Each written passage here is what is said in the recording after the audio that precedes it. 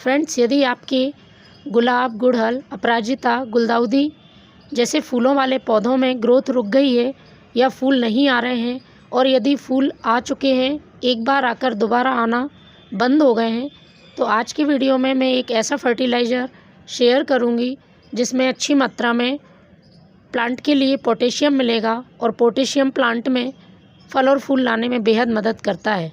यदि प्लांट में पोटेशियम की कमी होती है तो प्लांट में कलियां नहीं बनती हैं, कलियां बनती हैं तो फूल बनने से पहले ही गिर जाती हैं। इसके साथ ही इस फर्टिलाइज़र में नाइट्रोजन भी मौजूद है। ये नाइट्रोजन प्लांट के लिए नई ग्रोथ देगा। जब तक नई ग्रोथ प्लांट में नहीं होती है, प्लांट में फूल नहीं आते हैं। तो यदि आपके गुड़हल, गुलाब फूल नहीं दे रहे हैं तो इस फर्टिलाइज़र का आप ज़रूर यूज़ करें। महीने में एक बार भी यूज़ करते हैं तो प्लांट में अच्छी मात्रा में फूल आने लगेंगे। इस फर्टिलाइज़र का एक और सबसे बड़ा फ़ायदा है, प्लांट की सॉइल को उपजाऊ बनाता है। यदि मिट्टी उपजाऊ नहीं रहेगी तो हम किसी भी तरह का फर्टिलाइज़र हमारे प्लांट्स में डालेंगे, प्लांट को कोई फ़ायदा नहीं होगा। तो इस फर्टिलाइज़र की मदद से प्लांट की सॉइल का पीएच बैलेंस रहेगा। ये फर्टिलाइज़र प्लांट की सॉइल के पीएच को थोड़ा सा एसिडिक कर देगी और एसिडिक सॉइल में गुलाब, गुड़हल जैसे प्लांट बहुत अच्छी ग्रोथ करते हैं।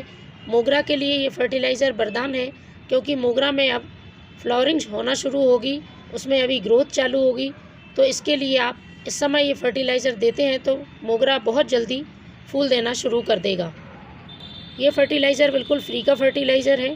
3 चीज़ें मिलाकर मैंने ये फर्टिलाइज़र बनाया है और ये चीज़ें आपको घर पे ही आसानी से उपलब्ध हो जाएंगी। तो चलिए शुरू करते हैं किस तरह से इस फर्टिलाइज़र को बनाना है। सबसे पहले एक खाली जार ले लेना है और इसमें मैं डालूँगी ये आलू का छिलका। आलू के छिलके हम सभी के घर में उपलब्ध हो जाते हैं और इन छिलकों में बहुत अच्छी मात्रा में पोटेशियम होता है। इसके साथ साथ magnesium, iron, calcium, copper, zinc और भी कई माइक्रो न्यूट्रिएंट्स और विटामिन से ये भरपूर होते हैं छिलके। इसके फर्टिलाइज़र से प्लांट की पत्तियाँ हरी और चमकीली होती हैं और प्लांट की ग्रोथ बहुत अच्छी होती है। प्लांट में फूल अच्छी मात्रा में आते हैं क्योंकि इसमें अच्छी मात्रा में पोटेशियम भी पाया जाता है। तो मैंने ये 2 मुट्ठी आलू के छिलके ले लिए हैं और इसको इन जार में डाल लेना है।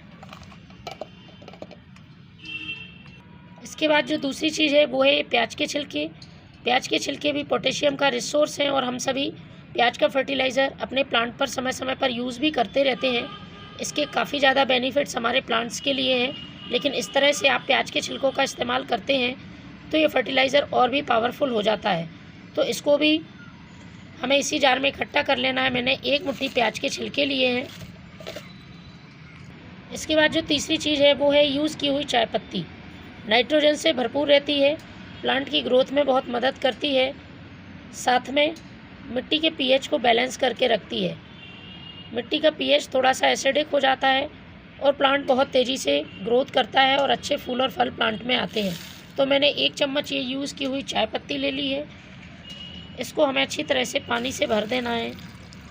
पानी से भरने के बाद आपको इसे 1 दिन के लिए ढककर रखना होगा। 1 दिन बाद हम इसका प्लांट्स पर यूज़ करेंगे। 1 दिन बाद कुछ इस तरह से फर्टिलाइज़र मिलेगा। इसको हमें छान लेना है। तो इसको छानने के बाद हमें डाइल्यूट करना होगा। जितना भाग आपने फर्टिलाइज़र लिया है उतना ही भाग आपको इसमें सादा पानी मिलाना है। ये फर्टिलाइज़र प्लांट्स में डालने के लिए बिल्कुल तैयार है। इसको आप अपने सभी प्लांट्स की सॉइल में महीने में एक बार पॉट की साइज़ के हिसाब से डालें। देखेंगे आपके प्लांट बहुत अच्छी ग्रोथ कर रहे हैं और उनमें फूल भी बहुत अच्छी मात्रा में आ रहे हैं।